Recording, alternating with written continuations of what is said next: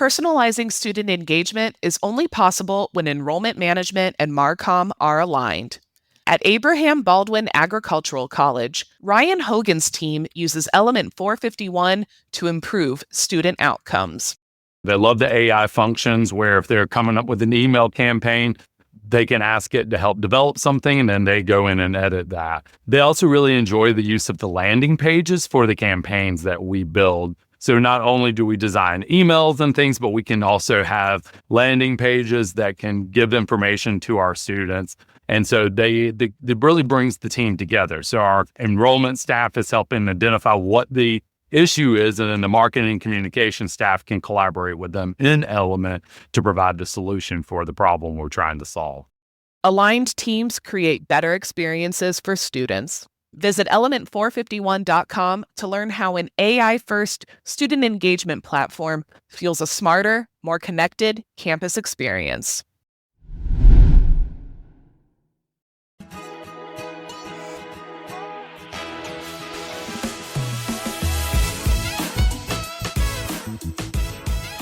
Welcome to In Your Element, a podcast that brings you real conversations with higher ed pros who are using Element 451's AI workforce platform to transform the student experience, from recruitment to retention. I'm Daniella Norden, VP of Platform Enablement at Element 451. I've spent my career helping higher ed institutions harness technology to better engage students, and I'm here to share the stories and strategies that are transforming enrollment. And I'm Brendan Hinkle, AVP of Solutions Engineering here at Element 451. I'm geeking out over all things tech, and I love nothing more than helping teams in higher ed bring bold ideas to life. Whether it's AI, automation, or just rethinking how we engage students, I'm here for the creative sparks and the big aha moments that move us forward. And I can't wait to share our partner stories that are making waves across the globe. If you're looking for practical ideas, proven strategies, and a behind-the-scenes look at how peers are solving big enrollment challenges, this is the podcast for you. Let's get started. All right, everybody, welcome back to In Your Element, our podcast where we share success stories from Element 451 customers. And I am super excited to welcome today's guest, Jason Houlihan, who is the Executive Director of Marketing and Events at Del Mar College. Jason, thank you so much for being here. You're welcome. Thank you, Danielle. I'm excited for a couple of reasons. One, because spoiler alert, everybody, he before we started recording, he told me he has some new data, but I think that you're actually pretty proud, and I'm pretty impressed with the data that we talked about to get you onto this episode. So this is going to be a really great episode just about how Del Mar College has evolved, the ways that you are using Element 451. But I want to take a step back and maybe talk about your role. You guys went through sort of a transformation, I will say, in a process where you merged your admissions department, your outreach department, your marketing department. You got all together before you onboarded Element 451, which was a new tech for you. Maybe talk to us about that process, the strategy behind that. Any advice for institutions who are going through this or thinking about a similar transition?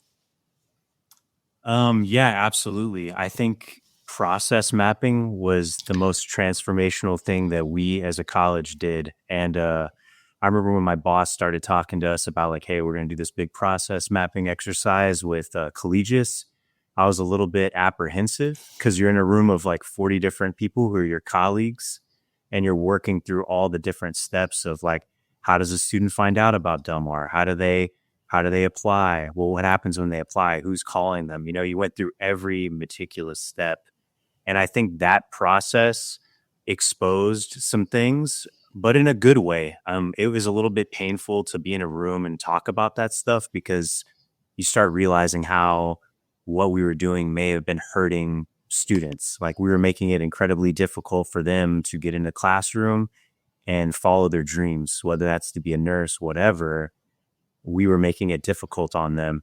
And so just by kind of focusing on structure and process and preparing to have a tool like Element 451, I think it really set us up to be more successful. So my advice to other people is like really fix those kind of structures, the foundation, the processes first, and then a technology tool is like Element or a Lucent colleague. We also use that. Those tools then are a lot better prepared to amplify your success. But without that process, without the people in place and fixing those things, it's kind of difficult, I think, to use the technology tool appropriately or to its full potential. I'm always fascinated by this. You're literally breaking down silos. Like we talk about how siloed higher ed is, and even on a campus, one department not knowing what the other is doing. I've been in those sessions where somebody will say, "Oh, this is our process for this," and it's the first time somebody who maybe touches the application or who helps the student get into the classroom has heard that process. So I think process mapping, documentation, conversations, like all of that is so important. And then the timing. So the fact that you guys all did this before investing in a technology, did everybody know that you were, looking at a new CRM or a new platform? Was that the reasoning behind it? Or were you all smart enough to get out ahead of this before that? It was definitely a big part of the reason. We knew that we wanted to do an RFP for a customer relationship management tool that somehow would integrate with the upgrade that we were doing with the Lucent colleague at the time. And so that process mapping exercise was really just about getting all the people in the room and then getting a bunch of recommendations. And having a CRM and merging admissions, outreach, and marketing were two big things that came out of that conversation. And I'll say that our relationships have never been better. We used to work like marketing and we were doing one thing and it was very reactive, in my opinion. Like we'd be like, oh crap, we're having this thing and we need more students for this or whatever. And a lot of times we were so far down the road that I don't know that marketing could have meaningfully impacted enrollment numbers, for example. But the way we're working now is we're talking in advance, we're planning things out, and I know we're going to get into that a lot deeper later, but just having us communicate and being in a room together and talking on a regular basis has been incredibly transformational.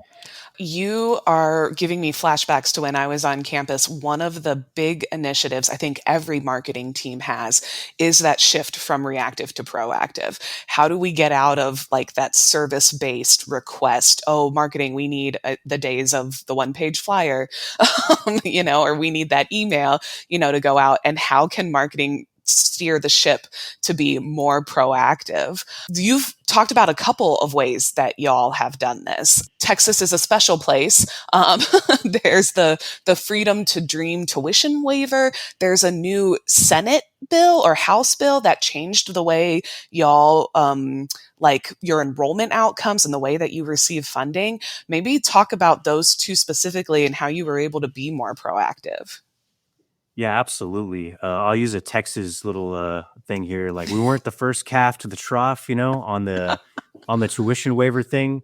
Austin Community College was first, and our president, I know, kind of wanted to do that in conjunction with them, but we ended up doing it a little bit later. But actually, that worked out from my perspective on the element side. So the Freedom to Dream tuition waiver was a way for us to help raise the educational attainment here in the Coastal Bend, because South Texas, we struggle with, I think, people getting higher education in general. So whether that's a certificate, associate's degree, bachelor's degree, there's a lot of people that don't have those kind of credentials here. And so our president wanted to give tribute to Hector P. Garcia, who was a civil rights leader, Dr. Hector P. Garcia, here in Corpus Christi in the nation. And he said, education is freedom, And so Freedom to Dream was kind of a play off of what he was saying. And so education gives people economic mobility and freedom. And so students could come to Del Mar College now with this tuition waiver free of cost if they were in district, which just means that they, live somehow in the Corpus Christi area and pay taxes to the college. All they have to do is go full time and basically make a commitment that they're going to finish that credential. So whether that's a certificate or associate's degree. And to your other point, House Bill 8 is what's really given us the ability to do that. So we get reimbursements from the state when people complete degrees, which is great because honestly, what does it matter if we have butts in the seat if they don't ever become a nurse or a respiratory therapist or a welder? Whatever their dream is what really matters and what's impactful to our community. So to me, we're showing our ability to be accountable to the state, accountable to our community, and using tax dollars and using money that the state is appropriating to us in a way that's economically changing our region and continuing to build, a viable workforce that impacts every single person in any place. So that's why we did Freedom to Dream. And I think that's what House Bill 8 has changed about the community college landscape in Texas. Do you have a moment? They served you a moment, a softball on a platter, and a lot of schools maybe would have said, oh my gosh, this is so much work, or how do we turn this around? And you all really jumped on it and capitalized on it and turned it into something, to your point, that is outcomes and that is giving back to the community and to the area. I also just realized, I didn't realize how far south in Texas you were, but you don't have an accent, Jason. How do you live in that part of Texas with no accent? I think that's East Texas for the most part. They got the accent. I think we're almost third coast bros over here. Like we've got a lot of surfers and windsurfers, fishermen. It's a pretty eclectic environment down here and on the Gulf Coast. Oh, that's hilarious. Oh my gosh. So I know that you had a whole outreach strategy around this Freedom to Dream then. So you've got the audience. How do you reach them? How do you recruit them? How did you communicate this to them? And was it successful? I think it's been incredibly successful. We just closed off the RFIs so we could get them processed by, the start of fall 2025. And we got over 5,000 requests for information. Way over half of them were qualified for the waiver. And as of today, we have over 1,200 registered for, they're in classes for fall 2025. So our goal is 500. Oh my gosh. We're almost 3 times over that. So we're really, really proud of what it's done. But honestly, the biggest thing, Daniella, was everybody coming together. I think it was a little daunting at first, oh my gosh, we got to do this thing. But we started planning in-person events at the high schools together. So we went to we went to every single in-district high school. We talked to their students. We talked to parents. We started sending out texts and emails to people of own data that we already had, whether that was just students who maybe took 3 hours and they needed to come back. And so we started communicating with them and making outbound calls, and all kinds of things got deployed. So we had the human element and we had the technology element kind of all working in conjunction. And now we're really spending our time in that lower funnel stuff, right? We're still calling, we're still emailing, we're still texting, but now we're just doing a lot of the mop up stuff. You need a meningitis vaccination or you need this. So just kind of trying to get them through the process. You mentioned specifically events going out to high schools. I know you've had serious success using and moving your events into Element 451. Full disclosure, everybody who's listening, the reason we picked Jason is because he had a great LinkedIn post that actually shared an impact from an event and a huge increase in attendance in that event. Maybe talk a little bit about that and what difference it's made to have a centralized location for events like this. I think I didn't give it the credit it deserved, honestly, at first. When I thought, okay, we need to centralize events, I thought it would be meaningful. I thought it would matter, but I didn't think it would matter as much as it has already. So I think access is marketing now. Having it in one place, that's also marketing. Making it easy for people is marketing. This college historically has done so many incredible things. We've hosted the symphony. We've done tons of things in our 90-year history, but apparently we've never had a centralized events platform. So here we are today and we're making that happen. So the event you're talking about was One Stop Saturday. And it's just a place where students can get everything done in one place, right? They can get advising, they can get a meningitis vaccination, all in one building, one place at one time. And I'm going to talk about this past Saturday because it was actually way more impactful than the one I posted about. We had a line out the door. We had to bring in swamp coolers. There were so many people to keep them cool out in the plaza. We had to bring snow cones in to keep them happy. So we started giving free snow cones away. I mean, we had thousands of people lined up. I've heard it from everybody here. We debriefed on Monday. we've never seen it like that since the 80s, probably. Like Wow. that kind of line, that kind of in-person interaction. And our president, Dr. Mark Escamilla, came by, and I could see his eyes light up. He saw the line. I mean, he was just like, what is this? And I could tell he's just on a high now of like, how can we continue to build this out? So having a platform like Element 451, centralizing events, getting RSVPs in advance has been incredibly impactful. So we know what to prepare for, but also I think it's easy for students. They know what we're doing, what they can get done, and we can proactively communicate with them all the way up and not be so passive and just post it on Facebook like I think we had done in the past. Mm. I love the event too, because it just further it continues that thread of breaking down silos. A one-stop Saturday, like shop Saturday. Like you can come in, you can do what you need to do, get everything done in one day. It's really a nice continuation of the work that you all have been doing to align the entire campus to better serve students, in light of better serving students. That's fantastic. I'm glad to hear that event was super successful. And I have to also ask now, this wasn't on our questions, but you mentioned Viking Fest in your bio, and I have to know what Viking Fest is. Since we're on events, you have to tell everybody what this is. Well, when I got the opportunity to become the executive director of marketing and events, what we wanted to do was start creating some big signature events that the college put on a yearly basis. And so I went around and listened and talked with people around the college, and there was already a successful thing going on our Windward campus, which is a lot more workforce focused. They were doing a welding competition called the Dia de los Muertos welding competition. So Day of the Dead welding competition. They were already having like 200, 300 students register for this welding competition. I don't know anything about welding, honestly, but I love those dudes to death. They're the welders are like the coolest people on campus. So it's been really fun to work with them. And Viking Fest was a build on top of that. So we built on top of that. We took a fall carnival that the college was already doing and just made this really big, massive event with music and food. All the student clubs and organizations are there, and it's a fundraiser for them. So they're doing activities with kids, and we had a touch a truck thing. It was just incredible. And this year we're adding a race. So we're going to do a Viking 5K and give some awards for the best beard and braids. And we're just going to lean into the ridiculous stuff. So I love keep it. building it up. Oh, I love it. I had to ask. I was like, what is Viking Fest? I love the welding.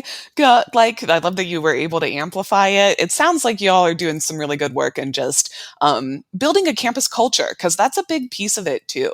And figuring out how to translate that campus culture to prospective students, but also for your current students. So all of this sounds like it went pretty smoothly. There had to have been some challenges. Events wise, I'll say like it's an evolving thing, right? Like we are engaging all the people on the college and starting to get them onboarded, especially on the events platform.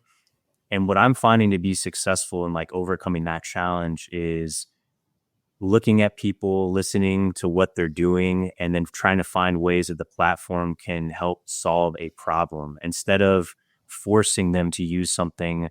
And saying, hey, you have to use this, saying, hey, I know you do this event. I know you want more people here. So what if we do this, and then working alongside them to achieve that.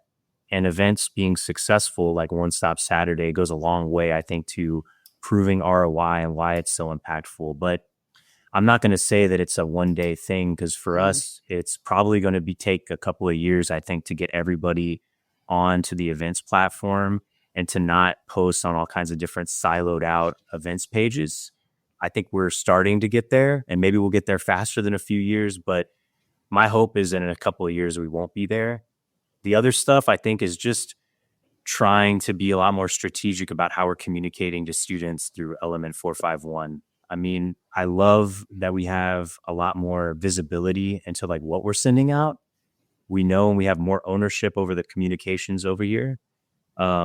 But obviously we got to break some old practices of just sending emails for everything, and kind of changing the way that we're communicating with students, like something that's meaningful and actionable for them now. And I know that's going to continue to evolve as we get a managed API with Element 451. It communicates with a Lucent colleague, and we can do personalized triggers in real time. But today, we're just doing what we can today and saying, hey, you haven't done your apply Texas, or hey, we really would love for you to be a Viking, but you need to get your bacterial meningitis. Come to this, just kind of making some like more personalized and actionable specific to them has been impactful for us. But it's a change of mentality and a change in how the college is approaching communications to students. Yeah, we talk about this a lot at Element internally. And it's one of the reasons why so many folks, I think, lean into our AI tools and our campaign writing tools. I know you all have been using that. Has that been helpful in even just maybe showing the speed at which you can get a personalized draft? Yes, you can come back and edit it, but hey, we can take the heavy lift off of y'all when it comes to drafting that first campaign or giving you ideas for what to draft in that campaign. It's change management, absolutely, what you've been talking about, coming on to new technology. How has that helped shape these campaigns? What's been surprising or some of the results you've seen? I would say that it's really been impactful in the space of workflows. So we're able to use it, tell it what an outcome would be for us, or we want the outcome to be, and it builds it out. And then me and our team can kind of sit there and look at those emails and maybe change a couple photos and some of the verbiage or brand it out a little bit differently. But it's an incredible place to start because it builds all that stuff out for you. Same with a text on the fly or an email on the fly. It can quickly improve writing, make sure that we're grammatically correct, and all kinds of other things. So I found the AI tools to be incredibly impactful. Bolt agents. I know you guys launched all that stuff at the summit a month ago now. Yeah. We've been kind of playing with that too, and I think we're pretty close to being able to launch our first Bolt agent to kind of answer general questions. Awesome. And that alone has been really cool to work with because it's way better than the tools we had in the past. Won't trash any of the previous tools, but they weren't so great.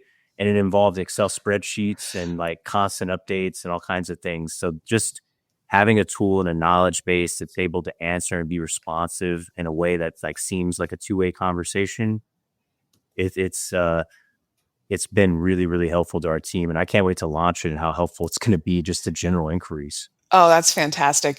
Before you know it, you'll start referring to them as another like member of the team. We've got people who like will say, "Oh, Blazebot," or "Oh, Sadie," and it's like, "Oh, it's not a real person. That's the agent that's answering that question." So you'll be referring to them by name this time next year, right? Right. So you mentioned the managed API is coming, and that's one of your goals and one of the things you're looking forward to. What else is next? What are you guys thinking about evolving Element and any plans you've got coming up? My biggest hope, and I cannot wait till we do it, is applications. We worked with our implementation specialist a ton, and shout out Amber. She was really, really, really great on helping us like work through a lot of like the foundational stuff for our application. I wish we could be as amazing as Galveston College because I saw theirs and I was like, wow. Trying to master it myself over here, but applications I think is going to be huge, so impactful in helping students through the process. No hate to apply Texas, but we just want more insight into like the application, where students are. I want to know when they start or if they stop out. I want to be able to have our team help them through the process, or when we're at high schools, because we go to all the high schools and help them do it as part of their graduation requirements. A lot of times they have to apply to a college.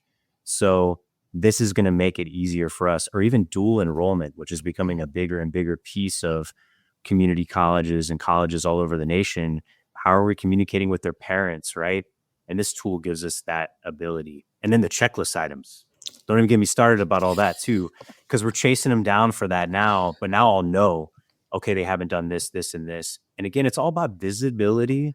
It's all about knowledge about where the student is in the funnel. And I wish we knew more today, but we're working towards tomorrow where we're going to know all that stuff and we're going to be able to proactively communicate with them about what their barriers are and get them through. So again, whether they're in continuing education or a credit class, we want that to be easy. Getting through it should be easy. The academic rigor should happen in the classroom.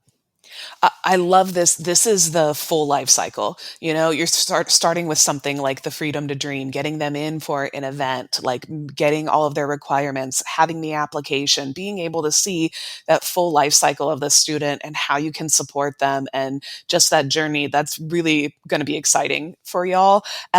And moving that application in-house to having that transparency is going to be so exciting for y'all too. The API is going to be such a game changer, having that data go both ways. You guys will be living a whole different, you'll see what's double 1,200, 2,400 people at your next event. You have to break it up into 3 days to accommodate everybody. Oh, this is awesome. Okay. One last question for you, Jason. It's the question that we ask everybody who comes onto the pod. We want to know when you are in your element. I'll share 2 things. I love being back in Corpus Christi. Never saw myself back here. I love what this college means to this community and how impactful it is on real people's lives, and seeing them, making more money. It's not just about making more money like a, rap video, throwing out the dollars. Really, I mean, it is, but it isn't. I love seeing people be able to provide for their family, change their economic future, find a meaningful career. But maybe that's because I'm a millennial, but I love, love, love that part. And that's why I've fallen in love with this job and this college and being here. And then number 2, for me personally, it's got to be being out on the water and the beach. In Texas, you can drive on the beach. So windsurfing, fishing, all that kind of stuff. But really, I just like being out on the beach and relaxing. So no better place in South Texas. Those are such great answers. And there is actually an alignment there, because you're enjoying the community that you're helping to build, the environment that you are actually giving back to and putting back into. I love that you are getting out on the water and enjoying just that community, that environment, that space. That's great. You will not see me out on a surfboard. I will sit in the sun with a sandwich and a drink all day while you go out on the water. Good luck to you, Jason. Thank you. Oh, man. This has been awesome. Thank you so much for joining us. So excited to see where you're going to take Element moving forward. We'll have to invite you back in a year once that application is launched, once that agent is launched, and just see the transformation that you've been able to continue with what you've started with. So thank you so much for being here, Jason. Thank you very much, Daniella. I've appreciated it. Thanks for listening to In Your Element. This show is a proud member of the Enrollify Network, home to Higher Ed's largest collection of podcasts. Enrollify is where higher ed goes to grow, so be sure to check out our other podcasts, webinars, video clips, blogs, and more. Visit enrollify.org and subscribe for all the latest details and content drops directly to your inbox. Enrollify is brought to you by Element 451, the digital workforce platform for higher ed. Learn more at element451.com.